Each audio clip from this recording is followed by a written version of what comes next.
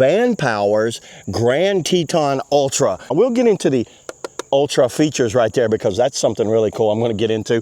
This is more of a true mountain bike meets e-bike. This is not like on some of my other bikes now. They mostly are cruiser styles and also e-bikes. This right here is a mid-drive motor that's made more for trails and less for kind of like cruising around town and all that. And I will get into that in the actual ride test. The only thing that I've done on this is I add some Blackburn pedals. I wanted good premium pedals on this bike. They came with already good solid metal style pedals, but this was the first upgrade that I wanted to do on this, is add some good flats, but I haven't done anything else on this. What I am going to do is I'm going to remove these reflectors once I get done with the review.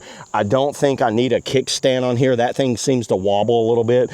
As you see right here, this is a bigger style frame, so about 5'4" to 6'3". I think that's pretty fair. This is a dropper post and it's an adjustable post right here with a Allen key. You can lift that up and go even higher. So someone up to around about 6'4" could easily pedal this bike with no problems. But I think where you're going to struggle, someone down around the 5'4" range might be a little big on them, but I think if you're used to riding big bikes, you're going to be fine on that. And by the way, this is a true class 1 e-bike. You guys see right here, class 1, 500 watt, 20 miles per hour. So it does not have throttle. It's pedal assist only. It is a torque drive. It is not a cadence drive. So it's a torque driven 500 watt motor. Don't let that 500 watt fool you either. They did a really good job on this torque sensor. The precision in it when you pedal just seems to give me the right amount of torque when I need it. And a torque sensor means that it gives you what you put in, which gets you more of a workout. So the battery on this is a 48 volt, 14.7 amp hour removable lithium-ion battery. So this is removable with a key right here. You put the key in, the battery drops down. It has Samsung cells in it and it's IP67 waterproof with a BMS built in. That is a very good battery. If you know anything about e-bike batteries, that's one of the top batteries on the market today. And it also has an extra mount right here for a spare battery. You can either put a water bottle there or you can mount a spare battery and just swap the batteries out. Cool feature on that. A lot of bikes put it right back here, but I like the fact that you got all of your weight in this center frame. So I might eventually get me an extra battery put on here just to get a little more range on this thing. To charge it, you've got a charge port right there. Pretty easy charge. You know, it does take a while. There's a charge port there. You can also remove the battery and charge the battery off of the bike or on the bike. Really handy feature on that. Takes around about 4 to 5 hours. I can't even remember, honestly. I just charge it up the night before if I'm going to go out, so that way it's fully charged. And the range on the battery, their actual claim range up on this battery is 93 miles. That is unbelievable for a 14.7 amp hour battery. 93 miles is a lot. I seem to easily get between 50 and 60 miles on this because it is a torque sensor, and torque sensors manages the power a little better than a cadence sensor because it only delivers it when you actually add power to your cranks. So that's a little bit more to get into in this video, but I can tell you a torque sensor is the way to go to maximize your battery.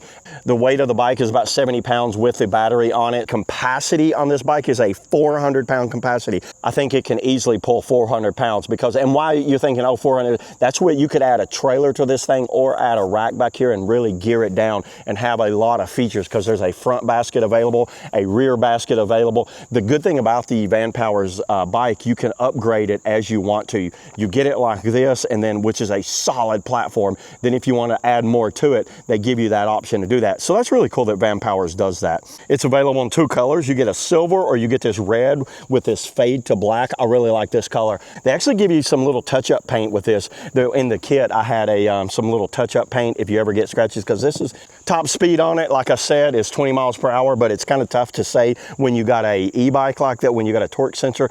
28 miles per hour is about what I can easily do, up to 31 on this if I'm really pushing. But just to note, that's me pushing in 9th gear. So that's all of me. That's not the motor pushing me up to 30 miles per hour, but you can easily do 20 to 28 pretty easy back and forth, which is pretty fast on a trail. So if you're on a mountain bike trail, that's really smoking fast. So yeah, there's all the specs and everything. Let me go ahead and start with the walkthrough. I'll start back here at the back tire and just kind of work my way up to the handlebars. So let's do that now. So the tires on this are a CST and they're 26x4. CST, I think, is a really good brand to have on a bike. They seem to be a good all-around tread. You got to think, I've got about 100 miles on this thing. By the way, I just set the vibration sensor off. I will get into that here in a minute, so quit banging on it.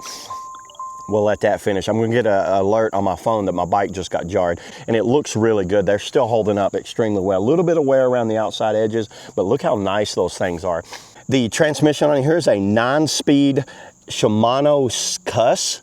This is one of the best shifters I've seen on one of my e-bikes right here. Shifts extremely smooth, moves nicely on it. It's a trigger shift, single cog in the front, has a little like stopper right there to I got a lizard skin on my other one, but you can see that's kind of like a chain stay where the chain doesn't bang up on there. A little bit of a derailleur guard. It's kind of hardened plastic, but I think it does good enough. This has integrated tail lights. They don't have a tail light here. These are integrated in frame like this. That's a first for me to see integrated tail lights into the frame. It has 203 millimeter rotors, which is some of the biggest rotors I've seen on an e-bike for me anyway, with Tektro 4-piston hydraulic brakes. These things are awesome. They're some of the best stopping brakes that I've seen on a bike. When you lock these things down, you can really lock them down, especially going down on trails and jumps. When I land and I hit the brakes, it works exactly as it should. So I was very happy with the brakes. I think they did a good job on that too. The kickstand, I'm not a big fan of. Like I said, I'll probably remove that kickstand going forward. Moving on up, this has a dropper post on it. So it comes out of the box with a dropper post on it. This seems to be a normal style seat. Not the most comfortable, but with a mountain bike, you know what, not all them comfortable anyway, but it works just fine for me. Moving on up, you can see the geometry of the frame. This right here is where all the computers controlled. So this thing has the best app I've ever seen, and it is absolutely amazing. It has a proximeter sensor. You can actually geo-fence where your bike is. So if it moves outside that, it'll send an alert to your phone. All of this works extremely well, by the way. I'm not going to get into it a lot on this video because I could spend 45 minutes just talking about this dang app on this thing. That's how good it is. It has a vibration sensor, an SOS sensor, a locate my e-bike. It does talk to you, but you can turn the voice up and down. Definitely, if you're going to leave this bike somewhere, put your geo-fencing on. As soon as it goes outside that geo-fencing, it'll send you an alert to let you know, hey, your bike's just moved. So yeah, I really like that app a lot, and I recommend you guys download it and really kind of configure it and get it all set up, because you will definitely want that app. Cable management looks good. The cable management's integrated into the frame. Notice you don't see any cables. You can just barely see a cable coming out right there, and then the cable coming out right there. Good job on that, looks good. So this is an air ride shock. It does lock out, so you have adjustment right here, and you've got a rebound adjustment right over here. This thing works really well, and I think this shock did a good job. You know, I think a lot of these companies use the kind of the bare minimum shock. I think Vanpower has a good mid-grade shock. I wouldn't consider it like as high end as like a Fox shock, but it's pretty darn good for an e-bike, because a lot of these shocks are just spring loaded. An air shock works great, and the lockout feature works well on it too, so no problems with that. The headlight seems to work well. You know, the headlights are always good enough. I always recommend getting an aftermarket headlight. Did not come with a tail light. You guys see how wide that is? The hand grips are locking hand grips. They're very comfortable right there. Tektro hydraulic disc brakes. You just barely pull these things. Dropper post switch right here. There's all your little display. I'll get into that. My phone holder is the Posky phone holder. I recommend this one. This is a really good phone holder. It does not come with a phone holder.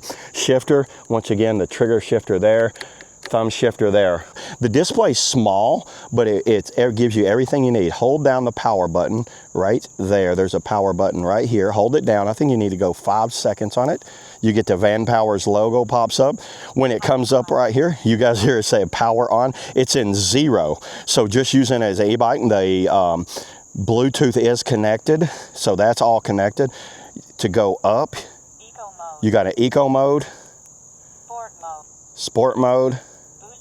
Boost mode is going to give you the maximum amount of power. So compare this to like a normal style cadence sensor that goes 1, 2, 3, 4, 5 on its power assist mode. This is like more on how much power you're going to get out of this motor. So in eco mode, obviously it's going to give you, I think, around about 15% power. Sport, I might be off on these, but I'm just going to guess on my own guess. I think sport gives you around about maybe 60, and the boost gives you 100% of the power. By the way, you can turn that voice on or off or up if you want. Hit this, you got the tripometer here. You've got your time riding, your odometer, your range. What I like about this, it gives you the actual range that you have left on your battery, and then you can click the I again, average speed, calorie burns, max speed, average power. So it kind of gives you everything you need by just that middle button. Hit this and you get the power. There is an auto headlight on this, so the auto headlight will come on. I think it's got a little sensor in there that just senses when the auto headlight's on. And you guys see I turned the headlight on and then these came on. Even when the headlight's not on, these will come on. So it's pretty cool on how those things work. It gives a lot of visibility on this. And then to turn it off, you just hold down the button for a few seconds, then it shuts itself off. And I think it will say power off. So yeah, there's pretty much all of the specs, the walkthrough. Let me go ahead, go over to some ride tests. I will throw in some on-trail tests. I rode this on kind of a bike trail, and then I also went and rode it on some off-road trail. So I'm gonna kind of mix them both in there and let you guys see how it handles a trail as long and also a normal bike trail. Then I'll give you my final thoughts of what I thought about this bike and who I think it might be good for. Let's go ahead, let's set up a speedometer on this thing. Okay, so I have assist off right now. You can see 0 right there, assist off. And I can easily hold 10, maybe 12 miles an hour just with assist off. But like I said, this is just all me. Now I can feel the weight of the bike. Then when I go up into eco mode, all the eco mode does is seem to take the weight away.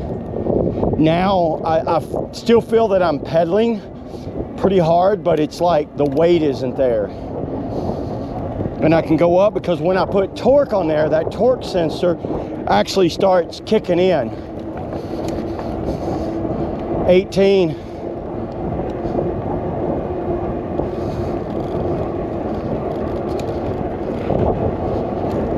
I think you could hold a good cadence with an 18, 19 like this. And that's working the legs pretty good right there. So when I go up to sport mode, now sport mode is obviously taking away more of the power that you generate.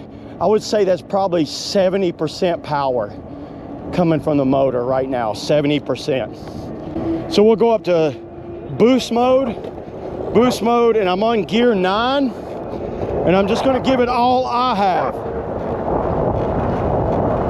27, 28, it seems to be 1 mile off.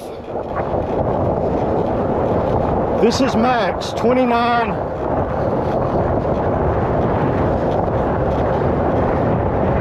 I think if I tap, I can get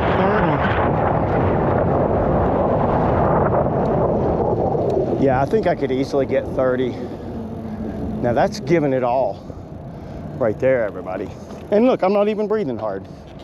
Still, it's still pedaling pretty hard. Woo!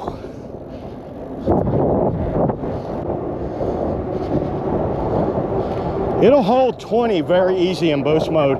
When I'm on the bike trail, I try to stay in sport or eco.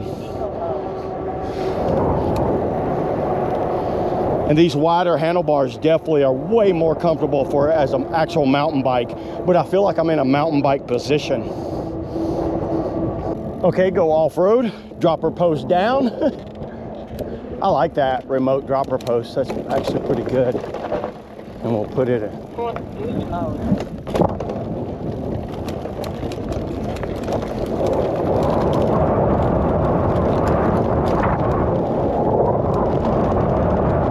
I'll hit this hill like it's nothing. And I'm in 9th gear, everybody, going up that hill.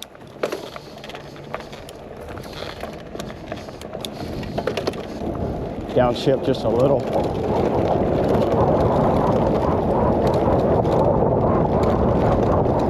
You can get decent pumps out of this. Problem is you get going a little too fast for this stuff.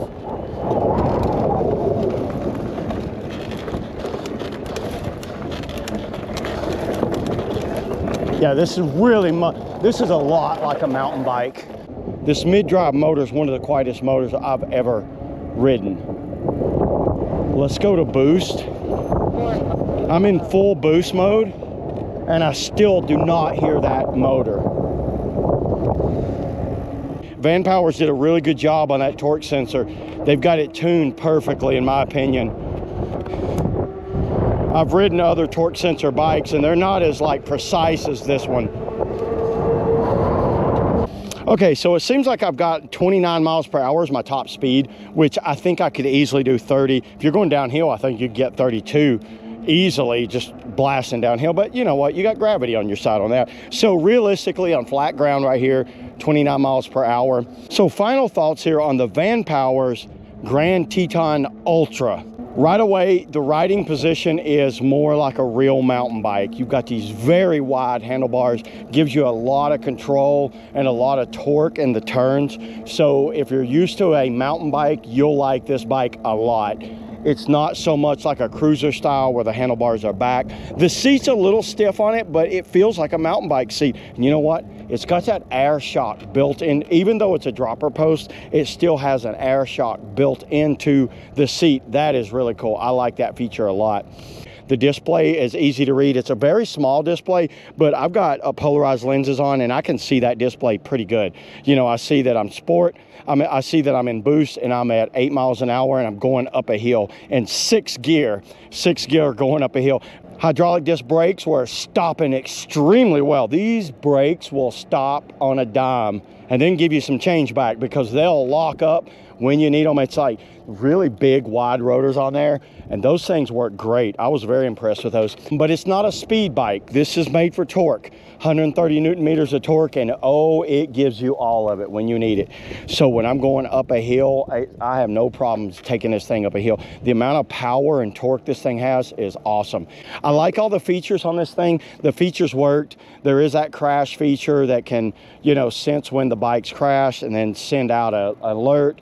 The GPS fencing, I like that on there. The shifter is very easy to hit. I can hit mostly the trigger, like when I hit like that. There's no throttle on this bike. You just have to get used to it. You want a bike that you pedal a lot, get this thing, because you're going to be pedaling a lot. You know what? I don't mind it. I used to mountain bike a lot, and I don't mind pedaling a bike. I like pushing it. It's almost like running with ankle weights on or running with a weighted vest. So yeah, who do I think this bike's good for? I think this bike is good for anyone that just wants to bridge that e-bike and mountain bike, but be more mountain bike than e-bike. I think this is a great option for you. And who do I think it's not good for? If you're looking for just a cruiser style e-bike to get out and just cruise around on, this is not it. I think you're more into the mountain bike realm than the e-bike realm. So everybody, there are links below where you could pick up this Grand Teton-Ultra or some of the gear that I've used in some of my videos here. But you guys leave in the comments also if you've used one of these bikes and what you think about it. Because, I mean, I've been very impressed with it. So, yeah, there it is, everybody. That's all I got on the Vanpowers Grand Teton-Ultra. See you all in the next video.